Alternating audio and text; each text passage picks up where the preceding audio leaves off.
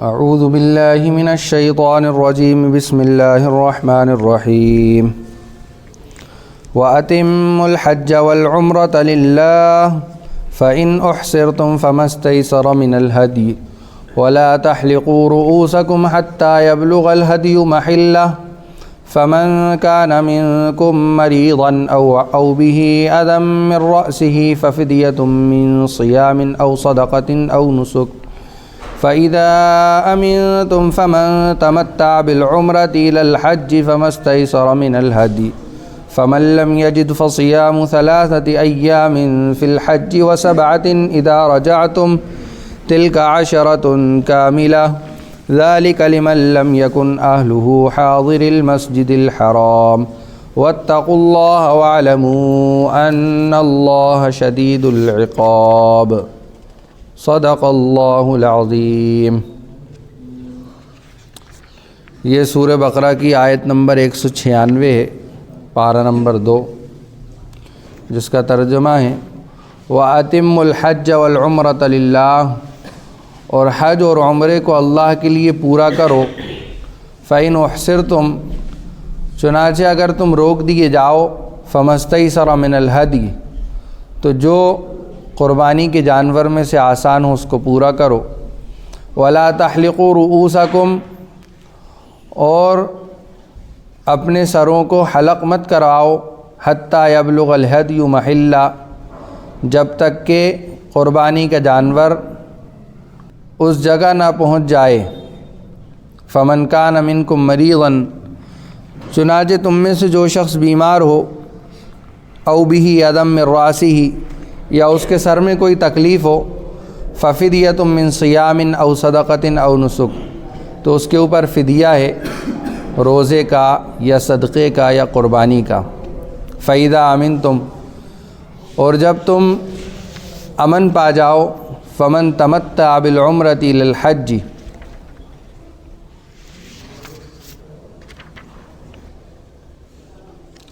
تو جو عمرے کو حج کے ساتھ ملا کر فائدہ اٹھائے، جو تم میں سے امن پا جائے،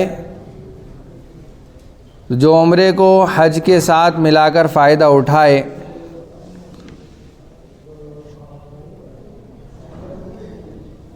فَمَا اسْتَيْسَرَ مِنَ الْهَدْيِ، تو جو ہدی میسر ہو اللہ کے راستے میں اس کو پیش کرو۔ فَمَن لَّمْ يَجِدْ، اور اگر یہ بھی نہ ہو سکے، فَصِيَامُ 3 أَيَّامٍ فِي الْحَجِّ و7 إِذَا رَجَعْتُمْ، تو اس کے اوپر 3 روزے ایام حج میں ہیں اور 7 روزے جب تم لوٹ آؤ۔ تِلْكَ 10 كَامِلَةٌ، یہ پورے 10 روزے ہوئے مکمل۔ ذَلِكَ لِمَن لَّمْ يَكُنْ أَهْلُهُ حَاضِرِ الْمَسْجِدِ الْحَرَامِ، یہ حکم اس کے لیے ہے جس کے گھر والے مسجد حرام کے پاس نہ ہوں۔ واتقوا اللہ، اور اللہ سے ڈرو۔ وَاعْلَمُوا أَنَّ اللَّهَ شَدِيدُ الْعِقَابِ، اور یہ بات اچھی طرح سے جان لو کہ اللہ تعالیٰ کی سخت سزا ہے، سخت سزا دینے والے ہیں۔ یہ جو حکم ہیں، یہ 11واں حکم شروع ہو رہا ہے، جیسا کہ پہلے بتایا گیا تھا کہ اب جو ہے احکامات شروع ہو رہے ہیں یہاں سے۔ اس سے پہلے بہت سارے حکم آئے، جس میں قصاص کا حکم تھا اور میراث کا حکم تھا، روزوں کے حکم تھے، اسی طرح اعتکاف کا حکم گزرا، اور اسی طرح جہاد کا حکم گزرا۔ اب یہاں پر جو ہے حج اور عمرے کے بارے میں کچھ باتیں بتائی جا رہی ہیں۔ یہ آیات حج اور عمرے کی فرضیت یا واجب، حج اور عمرے کو واجب کرنے کے سلسلے میں نازل نہیں ہوئی تھی۔ حج کی فرضیت کے سلسلے میں سورہ آل عمران کے اندر آیت آئی ہے جس میں ہر حج کو فرض کیا گیا ہے، جس سال احد ہوئی ہے اس سال میں۔ یہ آیت اس کا کچھ حصہ صلح حدیبیہ جو ہوا تھا، جس میں اللہ کے نبی اور صحابہ احرام باندھ کے عمرے کی نیت سے گئے تھے اور پھر روک دیا گیا تھا، تو اس میں جو پورا واقعات پیش آئے تھے اسی کے پس منظر اور اسی کے شان نزول اور اسی کے بیک گراؤنڈ میں اس کا بہت سارا حصہ ہے۔ اللہ تبارک و تعالیٰ نے ارشاد فرمایا ہے وَأَتِمُّ الْحَجَّ وَالْعُمْرَةَ لِلَّهِ، کہ حج اور عمرے کو اللہ کے لیے پورا کرو، جس طرح تم دوسری عبادتیں اخلاص کے ساتھ کرتے ہو۔ اس کو کھیل تماشا مت بناؤ، اللہ کے لیے کرو، اخلاص کے ساتھ کرو۔ گنتی شمار کرنے کے لیے مت کرو کہ ہم نے اتنے حج کیے، ہم نے اتنے عمرے کیے۔ بہت سارے لوگ عمرے پہ عمرے کرتے ہیں لیکن ان کی زندگی کے اندر کوئی تبدیلی نہیں ہوتی، کوئی تبدیلی نہیں، سر کے بال سے لے کر پیر کے ناخن تک کوئی تبدیلی نہیں ہوتی۔ تو وہ ہو سکتا ہے کہ ان کا عمرہ اللہ کے یہاں صرف دکھاوے تک محدود ہو، کوئی اس کے اوپر ثواب، کوئی اس کا اچھا بدلہ نہیں ملے، بلکہ سزا بھگتنا پڑ جائے۔ وہ کہے کہ اللہ میں نے تو حج کیے تھے، میں تو حاجی تھا، اللہ کہیں گے کہا جا چکا، دنیا میں کہہ چکے لوگ تمہیں حاجی صاحب حاجی صاحب حاجی صاحب، سو کہا جا چکا۔ جو حدیث میں آیا ہے نا، عالم کو لایا جائے گا، ایک اس کو لایا جائے گا، شہید کو لایا جائے گا، ہیں تو جو آیا ہے کہ سو کہا جا چکا، اس کا مطلب یہ ہے کہ دنیا میں لوگ تمہیں کہہ چکے حاجی صاحب، شہید ہوئے تو ارے وہ صاحب شہید ہوئے تھے، شہید ہیں وہ، یہ سب دنیا میں کہا جا چکا۔ اب تو تمہارا ٹھکانہ جہنم میں، اور اوندے منہ پکڑ کر جہنم میں ڈال دیے جائے۔ تو جب بھی اللہ ہمیں توفیق دے، یا اگر توفیق ملی ہے، مل کر چکے ہیں ہم، تو اللہ سے یہی دعا کریں کہ اللہ تعالیٰ، حج اور عمرہ ایک بہانہ ہوتا ہے کس چیز کا، کہ آپ کو اللہ سے کتنی محبت ہے، نبی سے کتنی محبت ہے، وہاں دکھاؤ جا کے، وہاں آپ محبت کا اظہار کرو، اپنے ایمان کو بناؤ، یہ سوچو وہاں جا کر کہ کس طرح صحابہ نے یہاں پر ایمان بنایا، مکے میں رہو جتنے دن، وہاں یہ سوچتے رہو کہ کس طرح صحابہ کو مارا جاتا تھا، تکلیفیں پہنچائی جاتی تھی، اللہ کے نبی کو اس مسجد حرام کے اندر، بیت اللہ کے اندر کبھی دھکے دیے گئے، کبھی گریبان پکڑ لیا گیا کہ اللہ کے نبی کا گلا کس گیا، کبھی چادر کھینچ دی، کبھی گندگی ڈال دی، کبھی کچھ کیا۔ یہ سب سوچنے کی چیزیں ہوتی ہیں وہاں جا کے، تاکہ ایمان بڑے بنے۔ یہ نہیں کہ صاحب عمرہ کر کے آ رہا ہے ماشاءاللہ، واہ واہ واہ واہ، اس لیے نہیں، ایمان کو بنانے کی جگہ ہے۔ آپ جس ماحول میں رہتے ہیں وہاں کفر اور شرک کا ماحول ہے، جس ملک کے ماحول میں آپ رہ رہے ہیں، ہر 2-4 مہینے میں آپ کو سیزن آتا ہوا دکھتا ہے، آج فلاں مورتی بیٹھی ہے تو کل فلاں مورتی بیٹھے گی، تو اس مہینے میں فلاں مورتی، ہر وقت آپ کو کفر اور شرک دکھائی دے رہا ہے۔ اللہ کے سوا لوگ اللہ کے علاوہ کی عبادتیں کرتے ہوئے دکھائی دے رہے ہیں، کوئی پیڑ کو پوجتا ہوا، کوئی پتھروں کو پوجتا ہوا، کوئی گارے اور مٹی کو پوجتا ہوا، کوئی سورج کو اور چاند کی عبادت کرتا ہوا، اللہ کے علاوہ کی لوگ۔ لیکن آپ جس ماحول میں جا رہے ہیں وہاں خالص اللہ ہی کی عبادت ہو رہی ہے، وہاں کوئی کفر اور شرک نہیں ہے، کوئی کفر اور شرک نہیں، خالص اللہ۔ تو وہاں ایمان کو بنانے کے لیے اور تمنائیں رکھنا چاہیے کہ اللہ ہمیں بار بار بلائے، کس لیے؟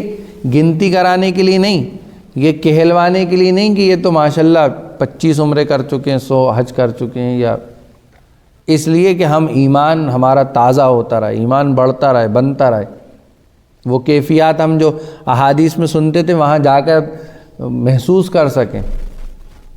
اس لیے اللہ کے لیے مکمل کرو، وَأَتِمُّ الْحَجَّ وَالْعُمْرَةَ لِلَّهِ فَإِنْ أُحْصِرْتُمْ، اگر تم روک دیے جاؤ، جس طرح صلح حدیبیہ کے موقع پر اللہ کے نبی کو، صحابہ کو روک دیا گیا، یا کوئی ایسا حادثہ پیش آ جائے جس کی وجہ سے جانا کینسل ہو جائے، اور تم احرام باندھ چکے ہو، اس کے بعد، احرام باندھنے سے پہلے نہیں، مثال کے طور پر یہاں سے کسی نے حج اور عمرے کا احرام باندھا، یا میقات جو ہوتی ہے، تو میقات تو وہ رکتا تو ہے نہیں، فلائٹ رکتی تو ہے نہیں، اسی لیے بمبئی ایئرپورٹ سے ہی یا دلی ایئرپورٹ سے ہی باندھ دیا جاتا ہے احرام، اور پھر گھنٹے 2 گھنٹے کے بعد نیت کروا دی جاتی ہے عمرے کی،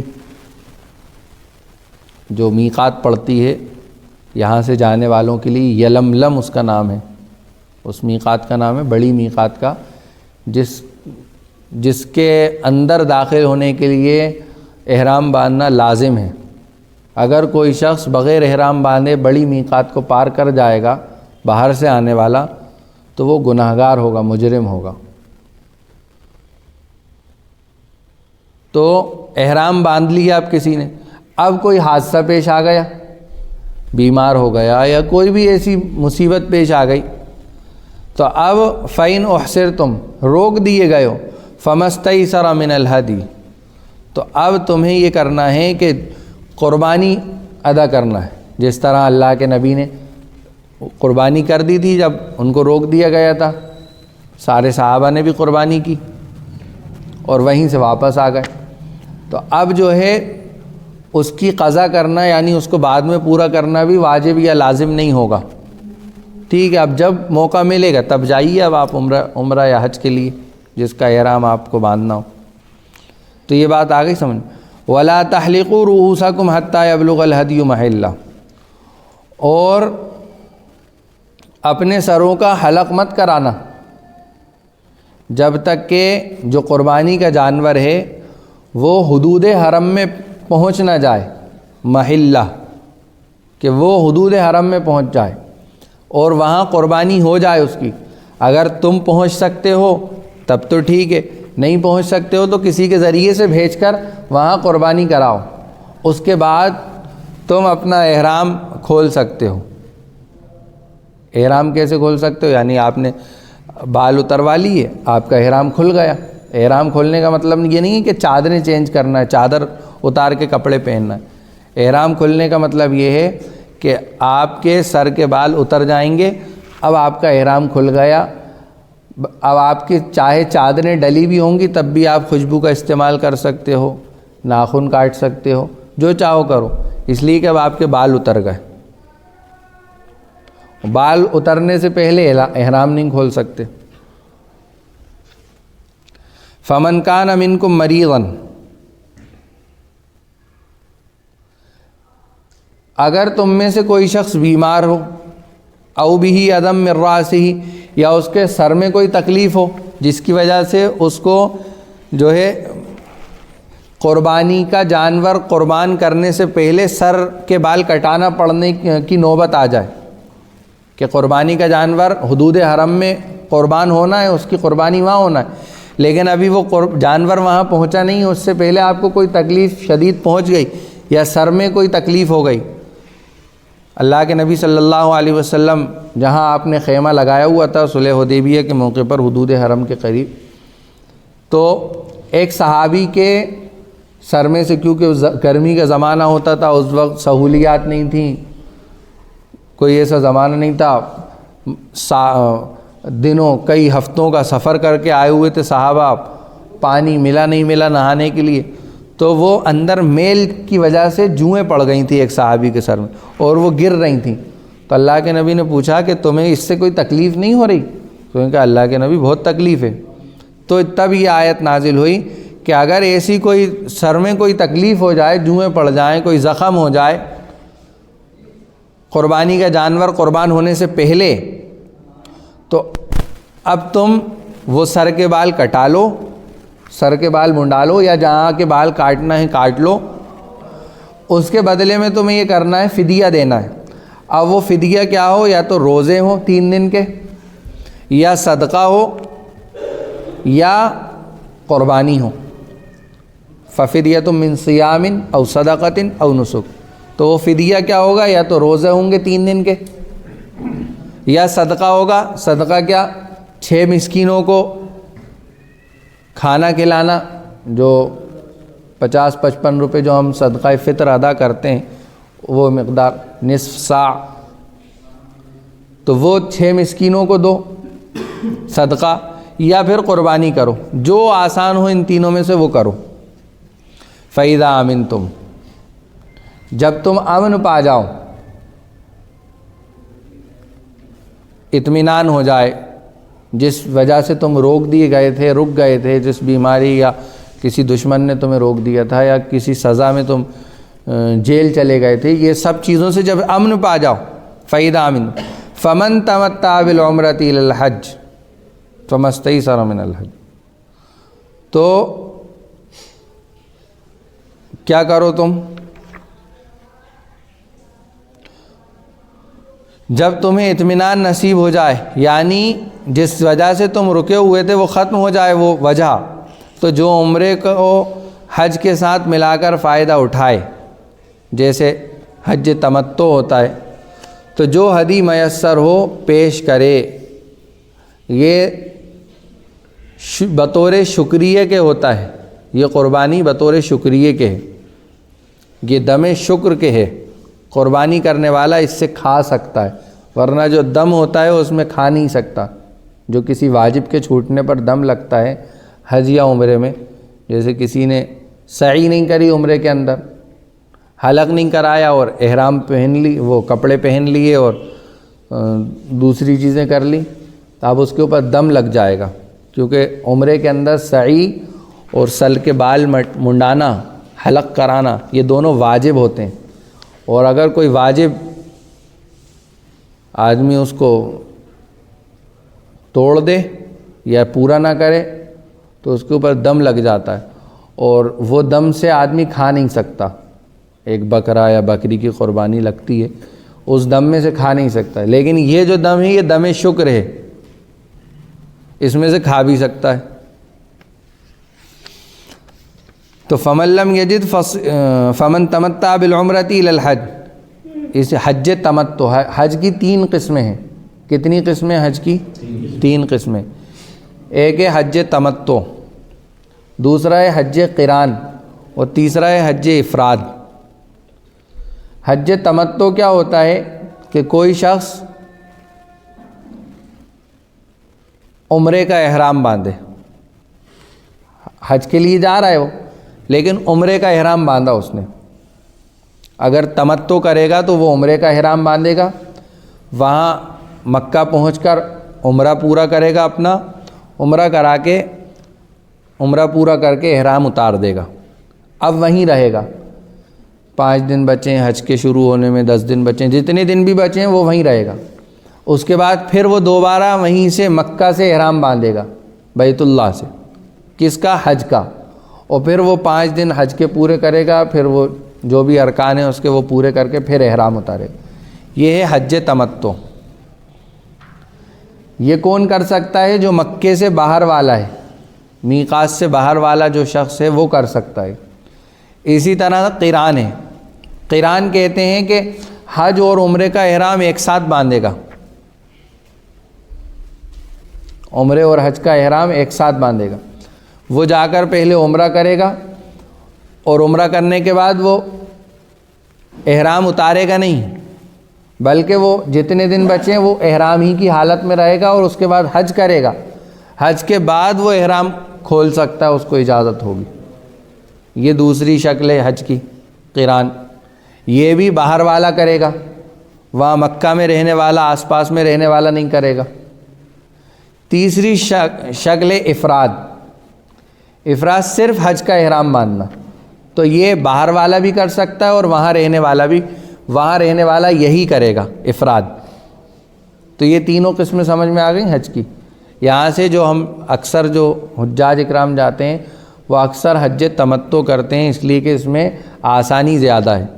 مثال کے طور پر 10 دن پہلے پہنچ گیا کوئی شخص، 20 دن پہلے پہنچ گیا، تو اب کیا وہ احرام کی حالت میں رہے گا؟ اس میں نہ آپ ہو جا سکتے، وہ کتنی احتیاط ہوتی ہیں اس میں۔ اس لیے حج تمتع کیا جاتا ہے۔ تمتع یعنی فائدہ اٹھانا کسی چیز سے۔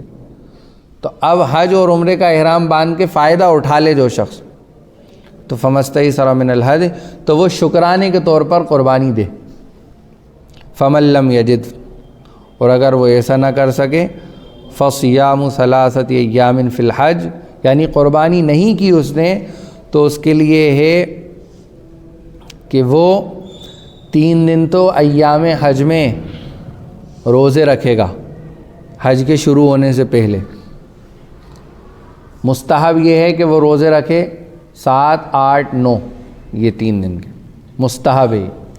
اس کے بعد جب حج پورا ہو جائے تو وَسَبْعَةٍ إِذَا رَجَعْتُمْ، جب حج پورا ہو جائے تو چاہے تو وہیں وہ 7 روزے پورے کر لے یا گھر آ کر 7 روزے پورے کرے، تِلْكَ عَشَرَةٌ کاملہ، اس طرح یہ پورے مکمل 10 روزے ہو جائیں گے۔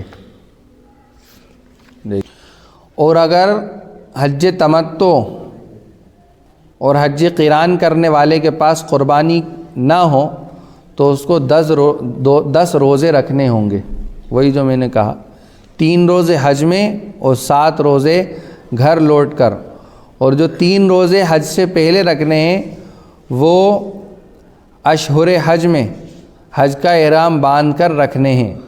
3 روزے حج کے جو دن ہوں گے، حج کا جو مہینہ ہوگا اس مہینے کے اندر احرام باندھ کر رکھنے، مگر مستحب یہ ہے کہ 7 ذی الحجہ سے لے کر 9 ذی الحجہ کے روزے رکھے، مستحب ہے، اور باقی 7 روزے حج کے بعد مکہ میں بھی رکھ سکتا ہے اور گھر آ کر بھی رکھ سکتا ہے۔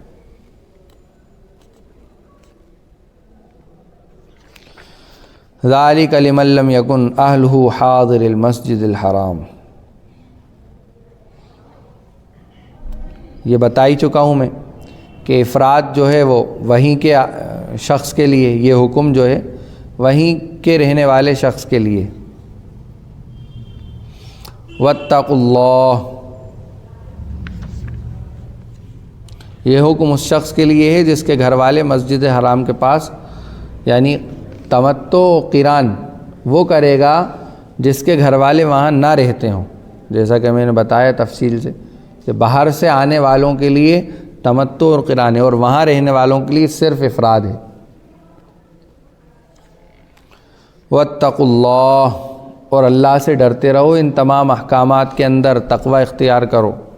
وَاعْلَمُوا، اور جان لو کہ اگر اس میں کوتاہی کرو گے، حق تلفی کرو گے، واجب چھوڑ دیا، دم ادا نہیں کرو گے، روزے نہیں رکھو گے، جو کوتاہی کرو گے تو اللہ تبارک و تعالیٰ سخت سزا دینے والے ہیں۔ ان اللہ شدید العقاب۔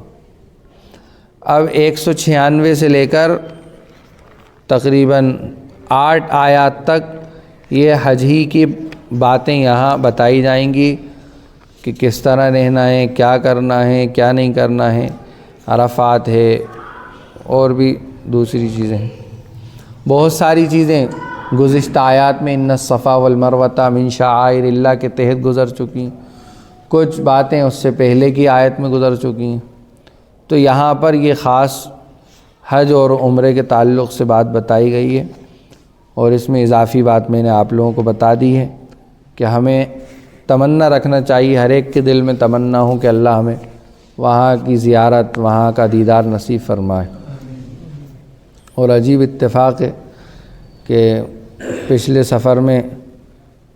سفر سے آ کر جب تفسیر ہوئی تھی تو اس وقت مدینہ طیبہ کی 2 مساجد کا ذکر چل رہا تھا، مسجد قباء اور مسجد قبلتین، سیقول السفہاء، اس میں کہ اللہ تبارک و تعالیٰ نے حکم نازل کیا کہ اب بیت المقدس سے مسجد حرام کی طرف رخ کر لو، تو اس وقت بھی وہاں سے حاضری ہوئی تھی، اور آج بھی جو تفسیر ہوئی الحمدللہ 2 دن پہلے وہاں سے واپسی ہوئی ہے، اور یہی عمرے اور حج کی آیات کی تفسیر چل رہی ہے۔